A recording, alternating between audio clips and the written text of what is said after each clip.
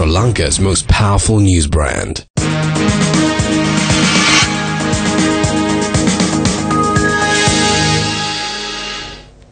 The Sunday Times reported today that 6 board members of the continually loss-making national carrier SriLankan Airlines have written to the Prime Minister offering to resign at his request. The 6 members who have signed the letter are Chairman Ajit Dias, Executive Director Rakita Jayawardena, Chanaka De Silva, Joseph Rajan Brito, Niranjan De Silva Deva Aditya and Mahinda Haradasa. According to the Sunday Times, the letter to the Prime Minister says that they are willing to resign in order to facilitate a proposed restructuring of the company. Recently, the Cabinet Committee on Economic Management, headed by the Prime Minister, appointed a committee of public officials to oversee the restructuring of the airline. The committee's preliminary report was submitted on the 20th of this month.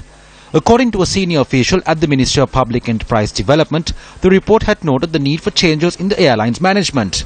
The committee in question had recommended the removal of the current management. We do not think that the resignation of the board of directors and the management who are accountable for the deterioration of the airline will resolve the problem alone. We have been informed that the current chairman Ajit Dias has noted that they are prepared to resign from the board of directors to facilitate the restructuring proposal. As trade unions, we believe that the restructuring should be carried out by individuals with experience in civil aviation who understand national duty and not by a group of loyalists of the Prime Minister. On behalf of all trade unions, we express our gratitude to His Excellency President Maithripala Sirisena. The danger was such that the national carrier could have been lost. But through the Commission report, the people will be able to find out whose sins they were paying for. Priority should be given above all else to the Commission that is to be appointed by the President.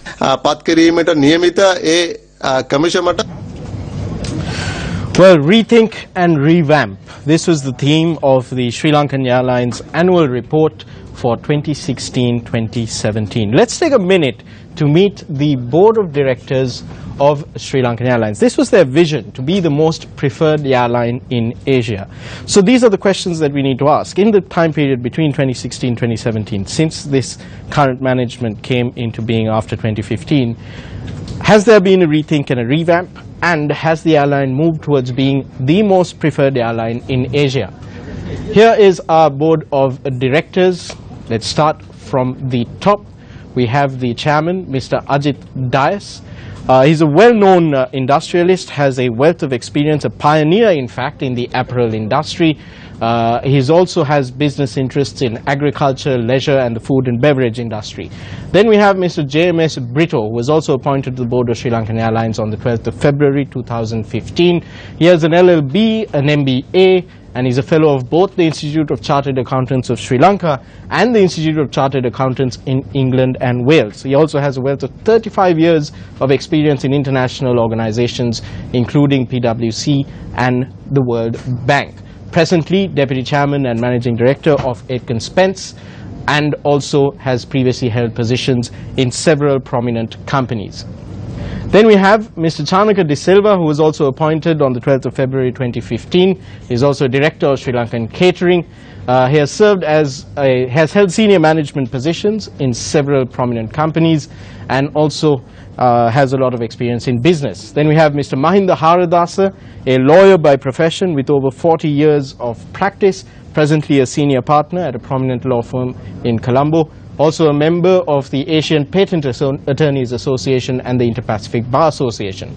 Then Rakita Jayawardena.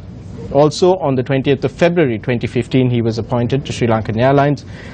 He has over 30 years of experience in the global airline industry. He has provided services to large legacy carriers, charters and low-cost airlines across the world.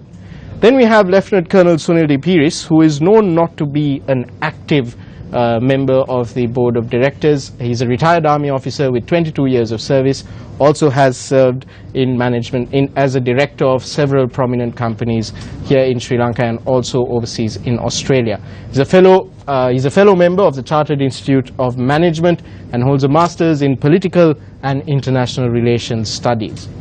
Then we have Mr. Harendra Balapattabandi, an accomplished entrepreneur with over 20 years of experience in a plethora of industries. He's also held several prominent positions in senior positions in companies here in Sri Lanka.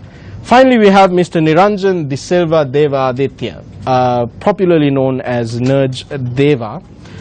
He's also an aeronautical engineer, that's his professional qualification, but he's probably most well known for being a member of the Conservative Party in Britain and for serving as an MP between 1992 and 97, and thereafter as a member of the European Parliament.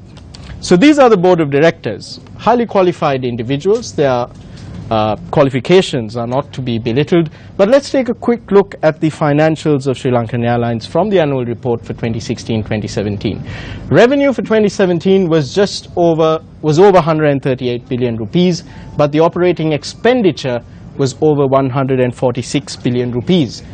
This led to a net loss for the year of over 28 billion rupees. This is a airline that is already billions of rupees in debt. So where does this leave SriLankan Airlines in terms of rethink and revamp?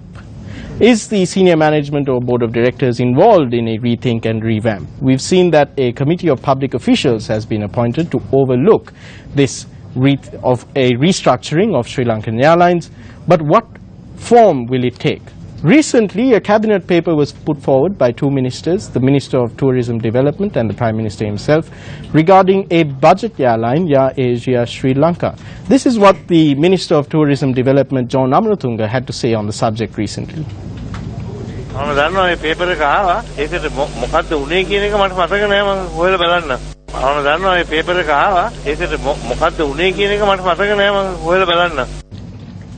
So there you have it, the restructuring of SriLankan Airlines, or the introduction of a so-called budget airline in the form of Air Asia Lanka.